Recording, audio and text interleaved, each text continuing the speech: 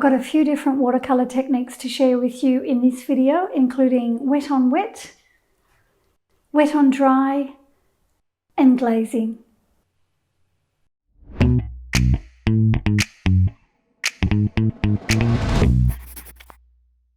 I moved into my studio about a week ago and wow, I am blown away.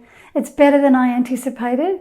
It's amazing having a separate workspace to the house. I'll tell you all about it and I'll show you around in a future video.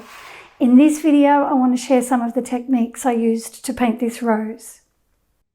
It was my birthday a few weeks ago and Dom's mum gave me a bunch of roses. I took them down into the studio because that's where I spend all my time now. I was in the middle of painting these seagulls, but the roses kept catching my eye, so I decided to put the seagull painting on hold and paint one of them instead. I have painted a heap of pink roses, but not so many in this colour. I tried to limit my palette as much as I could. I used Winsor & Newton colours, Scarlet Lake, transparent yellow, burnt sienna, French ultramarine, and a tiny bit of permanent rose. To paint the rose, I used the wet on wet technique and wet on dry. I included soft edges, hard edges, and lost edges. I glazed colour over the top to alter the colour of the rose, and I mixed my colours. There's lots to show you, so let's take a look. For the overall colour of the rose, I mixed some Scarlet Lake with some of my transparent yellow. And that gave me a beautiful transparent orange. I got some clean water and I painted it all over the rose and onto the background as well.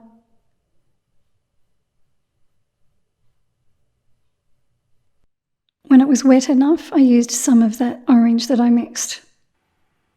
Get a bit more paint, and then I lift the board off the table to make the paint flow up to the top of the paper.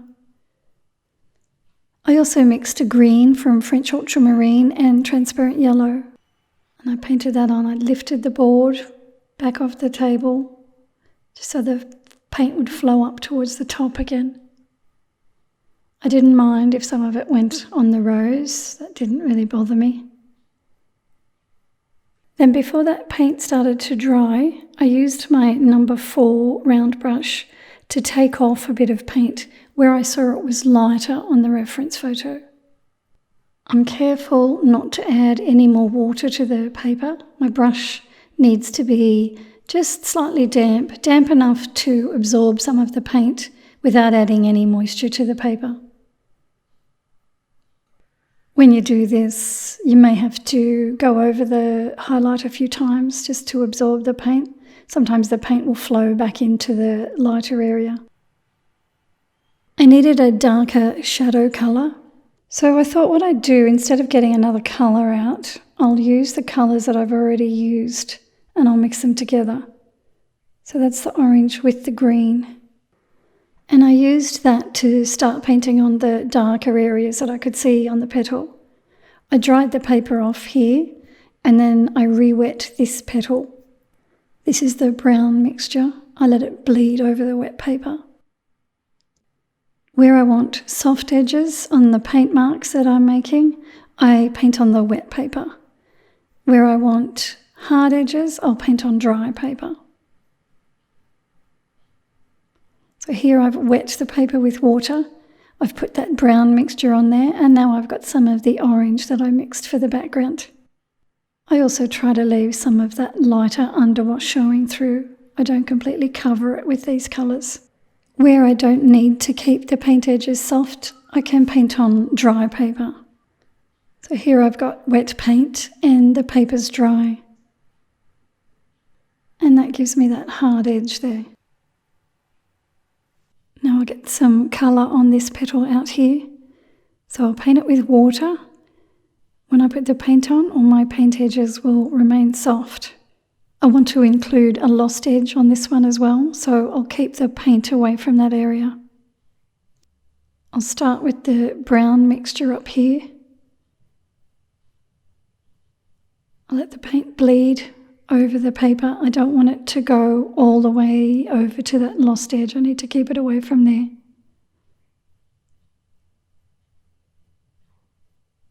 Now I've switched to the orange mixture. It looks a bit more orange down here to me, so that's why I've changed colours. Here's my lost edge. I'll dab at the paper with my paper towel just to make sure it doesn't drift all the way across. On this petal here, I'll use a combination of both soft and hard edges. So to paint the soft edges on, I wet the petal with some water. I used the orange that I mixed at the start. That was Scarlet Lake mixed with transparent yellow. On this petal, I want to leave the underwash showing in places. I want to have some more colour, and I also want to include a cast shadow.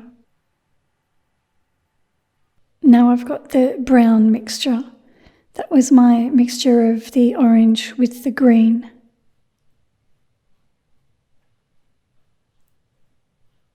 The paper's still wet. You can see the paint bleeding over the wet paper. I run some of that brown along the front edge as well. I dried all that off with the hairdryer. Then I got some more brown paint and I painted on the cast shadow. So just here, there's a little cast shadow. The cast shadow has got hard edge along the front of it, so I can paint that on the dry paper.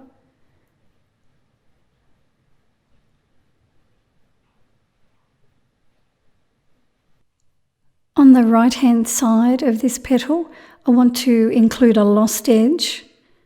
So here I'm wetting it with some water. I'll work on the wet paper to keep the paint edges soft.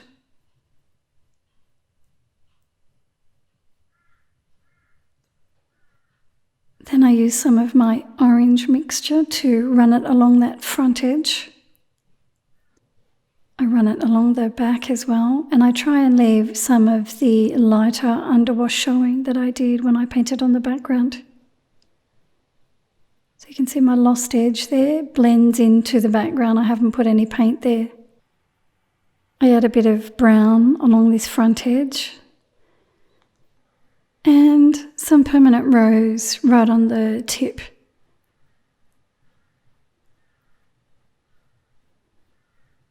At this point I noticed that the paint had drifted over to my lost edge, creating a line there. So if I take my damp brush now, I can take a bit of paint off there. As long as I don't add any more water to the paper, I can remove that paint that's there and get my lost edge back. And then that edge blends off into the background.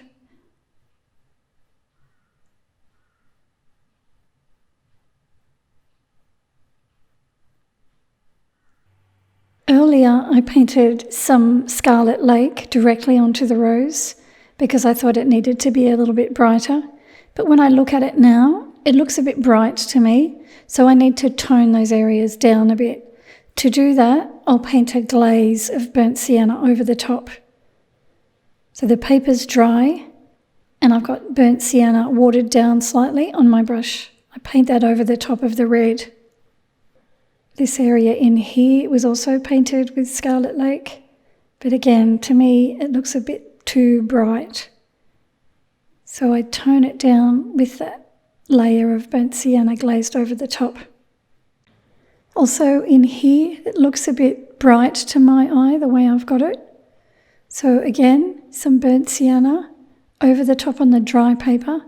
Here I can use my damp brush to soften away that paint edge. I can still see the red, but it's been muted by the burnt sienna. This petal down the front has got a darker area halfway across it, so I'm going to wet one half of it. This is the brown mixture that I mixed from the red and the green that I mixed. It's very pale. I've mixed a bit of water with it so that it's not too dark.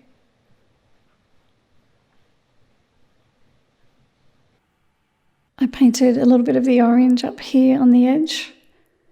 On this one, I wanted to include a lost edge where the paint fades away into the background.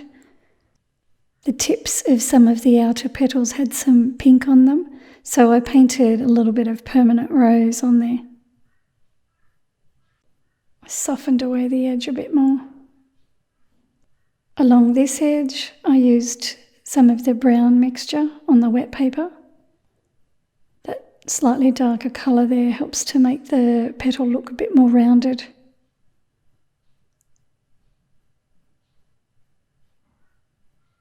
I used a little brush so that I wouldn't flood the paper with paint. I didn't want the paint to spread too far. And then I painted on a bit more of the orange mixture. But the colour on the main part of this petal is just the underwash that I painted on right at the start. This petal has quite a large cast shadow on it, so I dried the petal off with the hairdryer, and now I'm using the brown mixture on dry paper to paint that shadow on.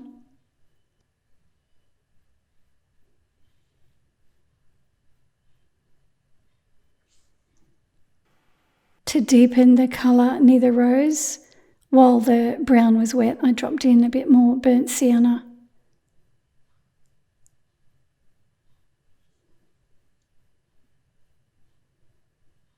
It wasn't quite as wet as I wanted it. I wanted the burnt sienna to bleed a bit more. So then I picked up a bit more of the brown mixture and painted that on as well.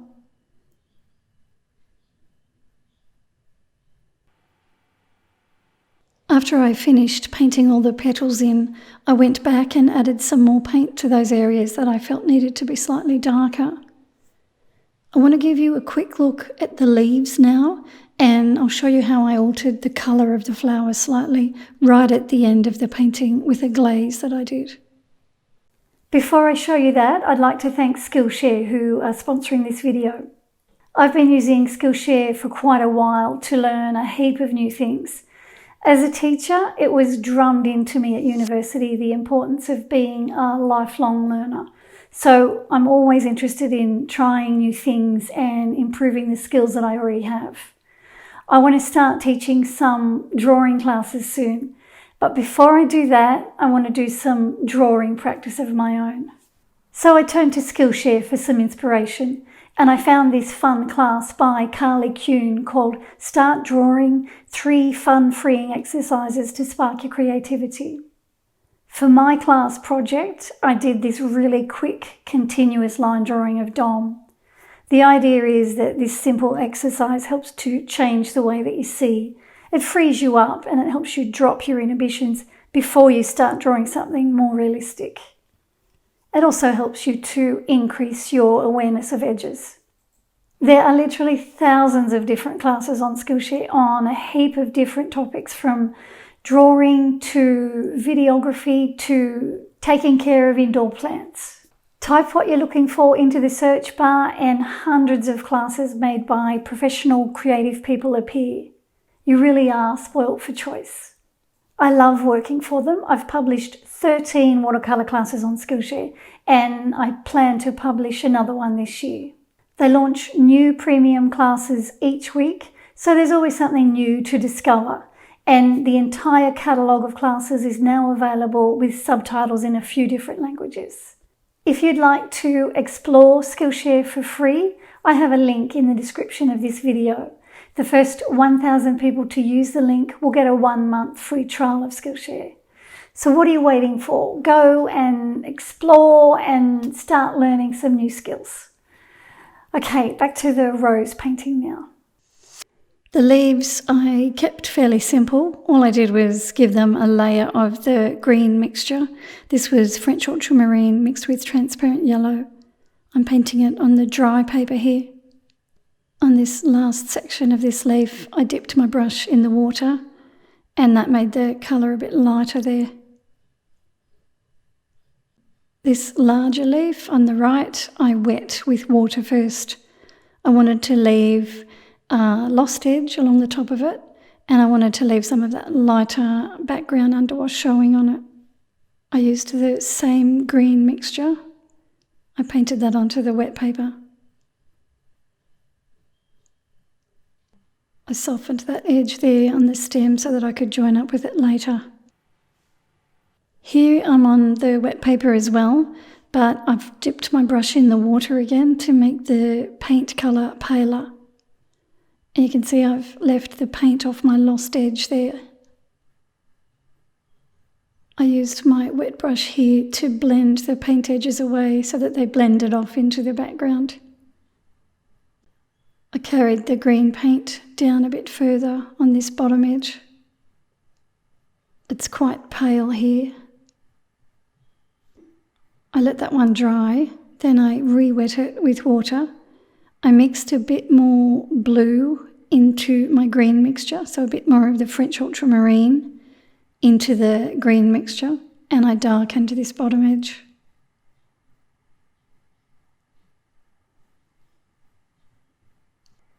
A bit more of the darker colour there too.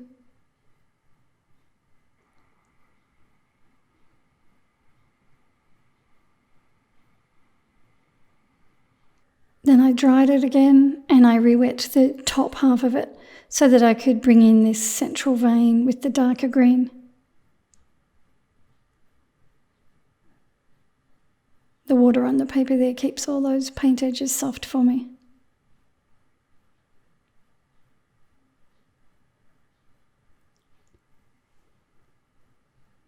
I also painted the darker green on the left-hand side of this one as well on the wet paper.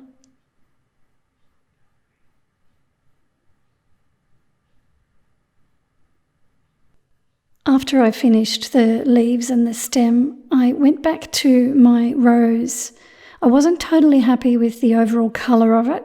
I felt it was a little bit too orange, I think. So what I did, I got some transparent yellow on my brush and I glazed it over the top.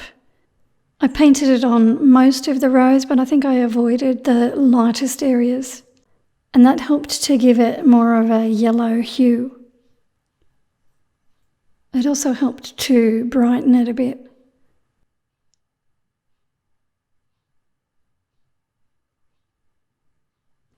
I made sure it was completely dry. I dried it with the hairdryer before I did this. I didn't want to disturb any of the darker colours that I've got on there. You can see that's given it more of a yellowy glow.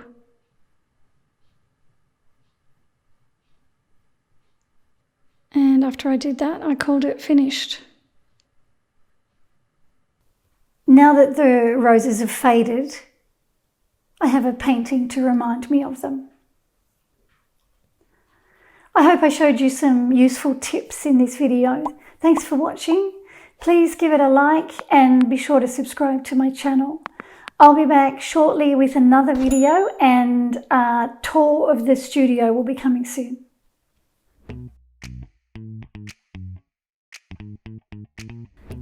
This is the first time that I've filmed a video here in my new studio.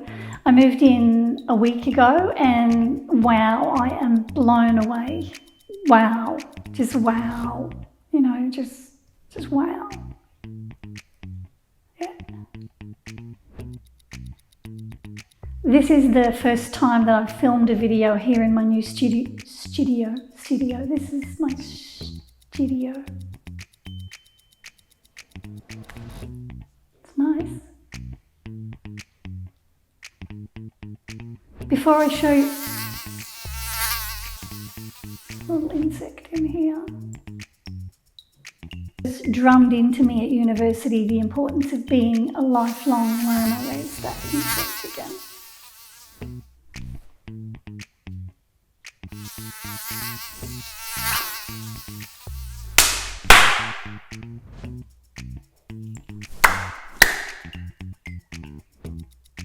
Got it.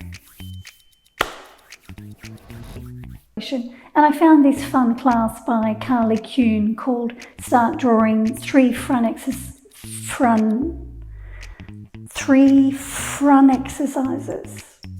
It also helps you to increase your